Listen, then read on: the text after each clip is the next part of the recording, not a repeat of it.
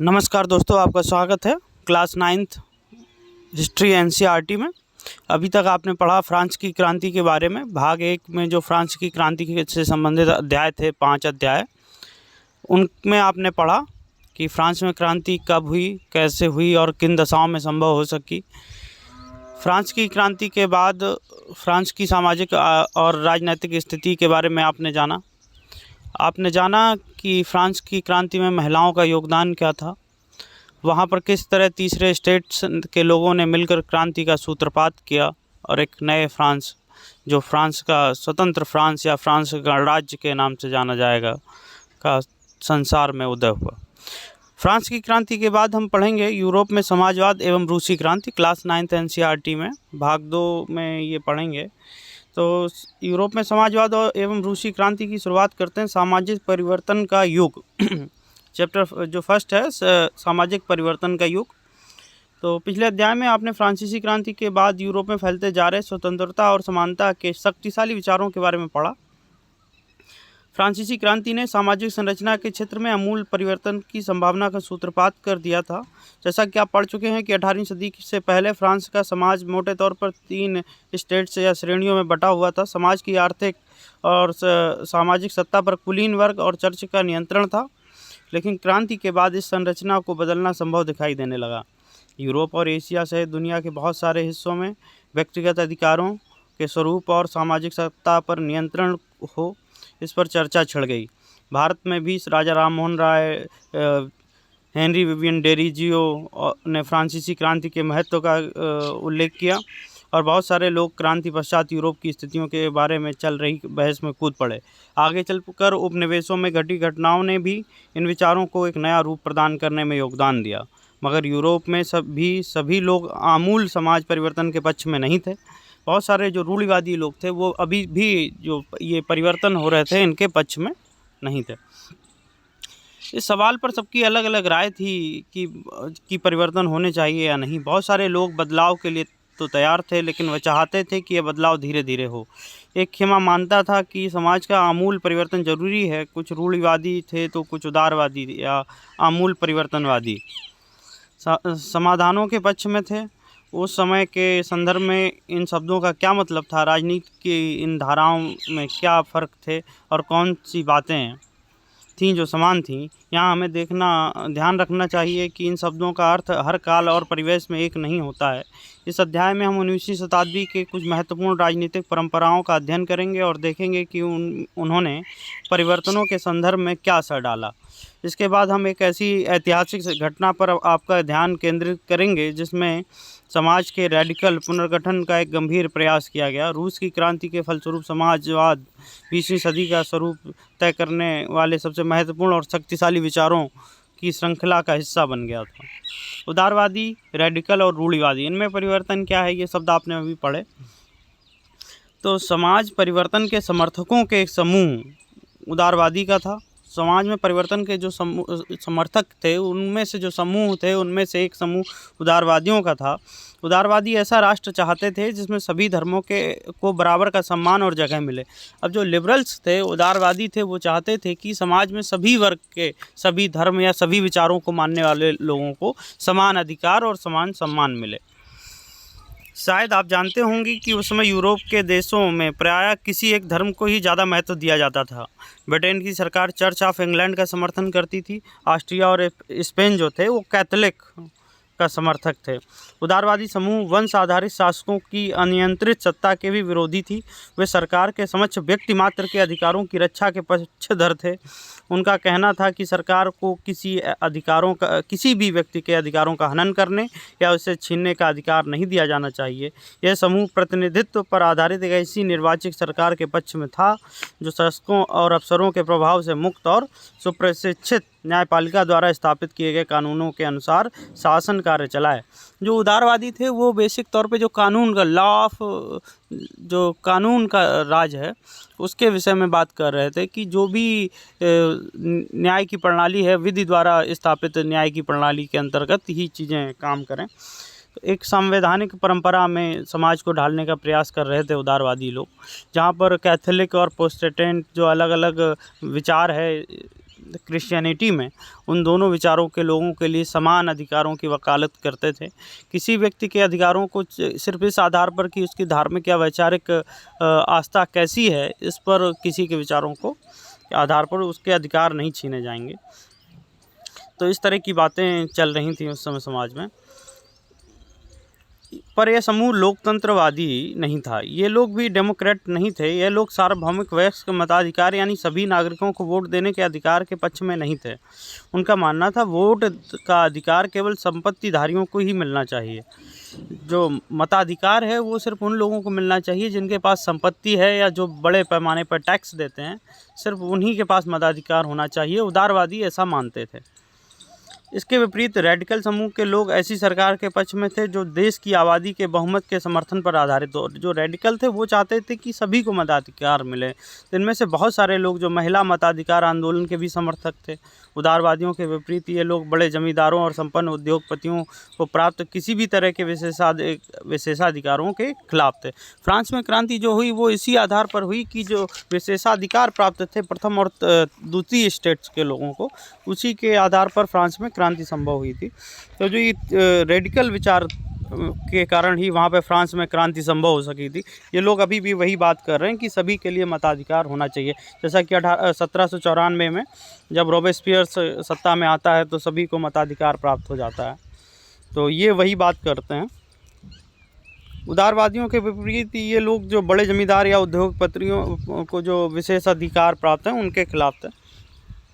वे निजी संपत्ति के विरोधी नहीं थे, लेकिन केवल कुछ लोगों के पास संपत्ति के संकेंद्रण का विरोध जरूर करते थे। रूढ़िवादी तबका रेडिकल और उदारवादी दोनों के खिलाफ था। जो कंजर्वेटिव थे वो रेडिकल्स और उदारवादी उन दोनों के खिलाफ था। मगर फ्रांसीसी क्रांति के बाद रूढ़िवादी भी बदलाव की ज़रूरत को स्वीकार करने लगे थे। पुराने समय में यानी 18वीं शताब्दी में रूढ़िवादी आमतौर पर परिवर्तन के विचारों का विरोध करते थे, लेकिन 19वीं सदी तक आते आते वे भी मानने लगे थे कि परिवर्तन आवश्यक हो गया है। परंतु वे चाहते थे कि अतीत का सम्मान किया जाए, अर्थात अतीत को पूरी तरह से ठुकराया ना जाए और बदलाव की प्रक्रिया जो है वो धीमी हो। चेंजेस हों लेकिन स्लोली, मतलब जिस तरह से शासन तंत्र और राजशाही को समाप्त करने की बात हो रही थी, ये सारी चीज़ें हों लेकिन इनकी गति जो है वो कम हो। फ्रांसीसी क्रांति के बाद पैदा हुई राजनीतिक उथल पुथल के दौरान सामाजिक परिवर्तन पर केंद्रित विविध विचारों के बीच काफ़ी टकराव हुए। 19वीं सदी में क्रांति और राष्ट्रीय कायांतरण की विभिन्न कोशिशों ने इन सभी राजनीतिक धाराओं की सीमाओं और संभावनाओं को स्पष्ट कर दिया। तो अभी हमने जाना कि किस तरह से उदारवादी और रेडिकल्स और जो रूढ़िवादी थे उनके अलग अलग विचार थे। उदारवादी लोग इस पक्ष में थे कि जो समाज और शासन है वो न्याय व्यवस्था है वो कानून द्वारा स्थापित विधि प्रक्रिया के अंतर्गत ही हो। और लेकिन ये जो उदारवादी लोग थे ये सभी के लिए मताधिकार के पक्ष में नहीं थे। इसके विपरीत जो रेडिकल्स लोग थे वो पूंजीपतियों के खिलाफ एक तरह से जो आक्रोश था उससे ज़्यादा प्रेरित थे और वो समाज के सभी तबकों के लिए मताधिकार की वकालत करते थे। इसके विपरीत जो कंजर्वेटिव लोग थे, रूढ़िवादी थे, वो चाहते थे कि बदलाव तो हो लेकिन बदलाव की दर जो है वो धीमी हो। अब इसके बाद हम पढ़ेंगे कि औद्योगिक समाज और परिवर्तन। तो औद्योगिक समाज के बारे में, यूरोप के बारे में बात करेंगे कि ये राजनीतिक रुझान का एक नए युग का घोतक था।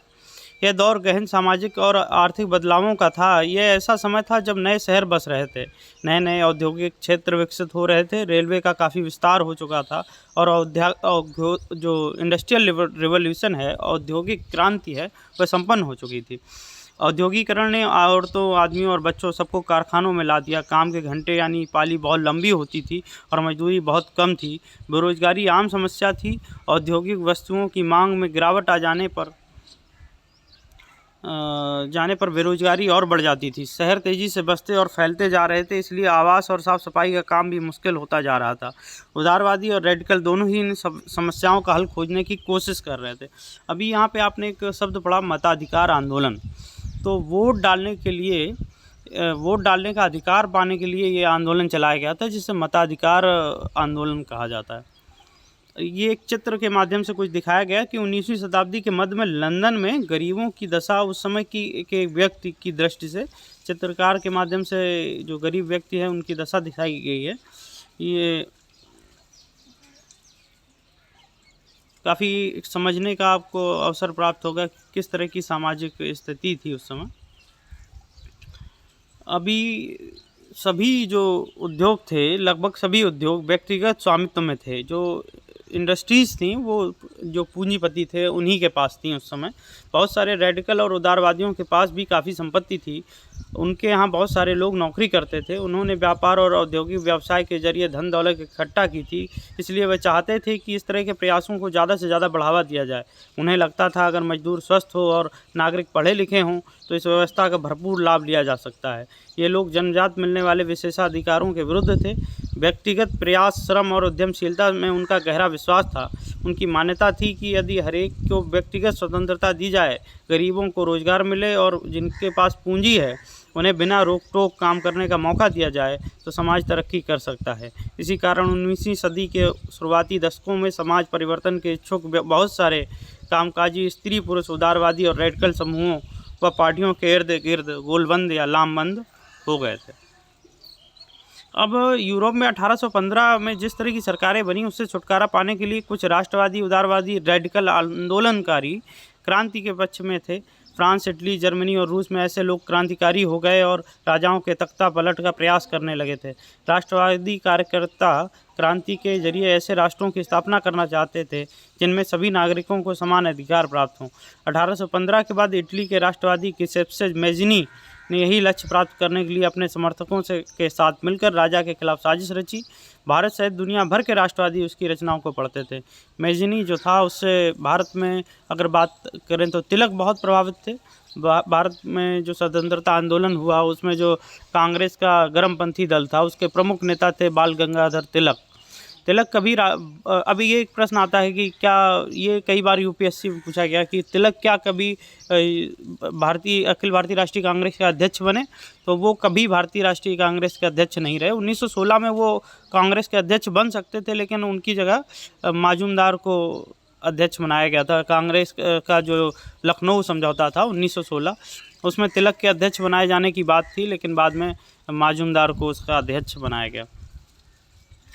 तो मैज़िनी से बहुत प्रभावित थे तिलक।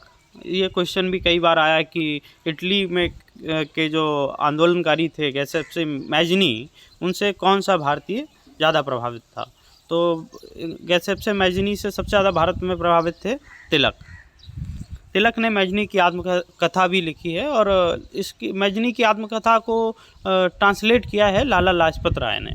जो इंग्लिश में मूल रूप से मैज़िनी की आत्मकथा थी उसे लाला लाजपत राय ने ट्रांसलेट किया था। अब यूरोप में समाजवाद का आना, इसके बारे में बात करेंगे कि समाज के पुनर्गठन की संभावना जो है संभवतः सबसे दूरगामी दृष्टि प्रदान करने वाली विचारधारा समाजवाद ही थी। 19वीं सदी के मध्य तक यूरोप में समाजवाद का एक जाना पहचाना विचार था, उसकी तरफ बहुत सारे लोगों का ध्यान आकर्षित हो रहा था। समाजवादी नीति संपत्ति के विरोधी थे, यानी वे संपत्ति पर निजी स्वामित्व को सही नहीं मानते थे। उनका कहना था कि संपत्ति निजी स्वामित्व की व्यवस्था ही सारी समस्याओं की जड़ है। वे ऐसा क्यों मानते थे? उनका तर्क था कि बहुत सारे लोगों के पास संपत्ति तो है जिससे दूसरों को रोजगार भी मिलता है, लेकिन समस्या यह है कि संपत्तिधारी व्यक्ति को सिर्फ अपने ही फायदे से मतलब रहता है। वह उनके बारे में नहीं सोचता जो उसकी संपत्ति को उत्पादनशील बनाते हैं। इसलिए अगर संपत्ति पर किसी एक व्यक्ति की बजाय पूरे समाज का नियंत्रण हो तो सामाजिक हितों पर ज़्यादा अच्छी तरह ध्यान दिया जा सकता है। समाजवादी इस तरह का बदलाव लाना चाहते थे और इसके लिए उन्होंने बड़े पैमाने पर अभियान चलाया। कोई समाज संपत्ति के बिना कैसे चल सकता है? समाजवादी समाज का आधार क्या होगा? इसके बारे में अगर बात करें तो समाजवादियों के पास भविष्य की बिल्कुल भिन्न दृष्टि थी। कुछ समाजवादियों को कोऑपरेटिव यानी सामूहिक उद्यम के विचार में दिलचस्पी थी। इंग्लैंड के जाने माने उद्योगपति रॉबर्ट ओवन ने इंडियाना, तत्कालीन जो अमेरिका था उसे इंडियाना कहा जाता था, से नया समन्वय के नाम से एक नए तरह की समुदाय की संरचना का प्रयास किया। कुछ समाजवादी मानते थे कि केवल व्यक्तिगत पहलकदमी से बहुत बड़े सामूहिक खेत नहीं बनाए जा सकते। वे चाहते थे कि सरकार अपनी तरफ से सामूहिक खेती को बढ़ावा दे। उदाहरण के लिए फ्रांस में लुई ब्लांक, जो लुई 16वें के बाद और नेपोलियन के बाद बेसिकली सत्ता में आया 1813 से 1882 चाहते थे कि सरकार पूंजीवादी उद्यमों की जगह सामूहिक उद्यमों को बढ़ावा दे। कोऑपरेटिव ऐसे लोगों के समूह थे जो मिलकर चीज़ें बनाते थे और मुनाफे को प्रत्येक सदस्य के द्वारा किए गए काम के हिसाब से आपस में बांट लेते थे। ये समाजवाद की मूल अवधारणा थी। अब इसमें एक नया नाम आता है कार्ल मार्क्स। दास कैपिटल नामक जो ऐतिहासिक ग्रंथ है समाजवाद पर लिखी गई दुनिया की सबसे बेहतरीन पुस्तक जिसे कहा जाता है, उसके लेखक हैं कार्ल मार्क्स। कार्ल मार्क्स और फ्रेडरिक एंजल्स ने इस दिशा में कई नए तर्क पेश किए। मार्क्स का विचार था कि औद्योगिक समाज पूंजीवादी समाज है। फैक्ट्रियों में लगी पूंजी पर पूंजीपतियों का स्वामित्व है और पूंजीपतियों का मुनाफा मजदूरों की मेहनत से पैदा होता है। मार्क्स का जो निष्कर्ष था वह यह था कि जब तक निजी पूंजीपति इसी तरह मुनाफे का संचय करते जाएंगे तब तक मजदूरों की स्थिति में सुधार नहीं हो सकता। अपनी स्थिति में सुधार लाने के लिए मजदूरों को पूंजीवादी व निजी संपत्ति पर आधारित शासन को उखाड़ फेंकना होगा। मार्क्स का विश्वास था कि खुद को पूंजीवादी शोषण से मुक्त कराने के लिए मजदूरों के एक अत्यंत भिन्न किस्म का समाज बनाना होगा, जिसमें सारी संपत्ति एक पूरे समाज का यानी सामाजिक नियंत्रण और स्वामित्व रहेगा। उन्होंने भविष्य के समाज को साम्यवादी कम्युनिस्ट समाज का नाम दिया। कार्ल मार्क्स का विश्वास था कि पूंजीपतियों के साथ होने वाले संघर्ष में जीत अंततः मजदूरों की ही होगी। उनकी राय में कम्युनिस्ट समाज ही भविष्य का समाज होगा। समाजवाद के लिए जो समर्थन की बात करें तो 1870 का दशक आते आते समाजवाद विचार पूरे यूरोप में फैल चुके थे। अपने प्रयासों के समन्वय लाने के लिए समाजवादियों ने द्वितीय इंटरनेशनल के नाम से एक अंतर्राष्ट्रीय संस्था भी बना ली थी। इंग्लैंड और जर्मनी के मजदूरों ने अपनी जीवन और कार्य स्थिति में सुधार लाने के लिए संगठन बनाना शुरू कर दिया था। संकट के समय अपने सदस्यों को मदद पहुँचाने के लिए इन संगठनों ने कोष स्थापित किए और काम के घंटों में कमी तथा मताधिकार के लिए आवाज़ उठाना शुरू कर दिया। जर्मनी में सोशल डेमोक्रेटिक पार्टी के साथ इन संगठनों के काफ़ी गहरे रिश्ते थे। संसदीय चुनाव में वे पार्टी की मदद करते। 1905 में ब्रिटेन की समाजवादियों और ट्रेड यूनियन आंदोलनकारियों ने लेबर पार्टी के नाम से अपनी एक अलग पार्टी बना ली। फ्रांस में भी सोशलिस्ट पार्टी के नाम से ऐसी ही एक पार्टी का गठन किया गया, लेकिन 1914 तक यूरोप में समाजवादी कहीं भी सरकार बनाने में कामयाब नहीं हो पाए। संसदीय राजनीति में उनकी प्रतिनिधि बड़ी संख्या में जीतते रहे। उन्होंने कानून बनवाने में भी अहम भूमिका निभाई, मगर सरकारों में रूढ़वादियों, उदारवादियों और रेडिकलों का ही दबदबा बना रहा। अभी समाजवादियों का जो वर्चस्व है वो पूरी तरह स्थापित नहीं हो पाया था। तो ये रहा इस विचार। इसमें हमने अलग अलग विचारों के बारे में पढ़ा कि उदारवाद क्या है, रेडिकल्स विचार क्या हैं और रूढ़िवादी विचार क्या हैं, और इन सबसे अलग जो साम्यवादी विचार हैं या समाजवादी विचारधारा क्या है। कार्ल मार्क्स के बारे में हमने पढ़ा कि किस तरह से उन्होंने साम्यवाद को औद्योगिक क्रांति के बाद के समाज का भविष्य कहा था। तो इस चैप्टर में इतना ही, काफ़ी लंबा हो गया ये वीडियो। आप हमारे साथ बने रहिए। आगे और वीडियो के लिए अगले चैप्टर में हम पढ़ेंगे रूस की क्रांति। धन्यवाद दोस्तों। अगर वीडियो पसंद आया है तो इसे लाइक करिए, चैनल को सब्सक्राइब करिए और वीडियो को शेयर करिए। धन्यवाद।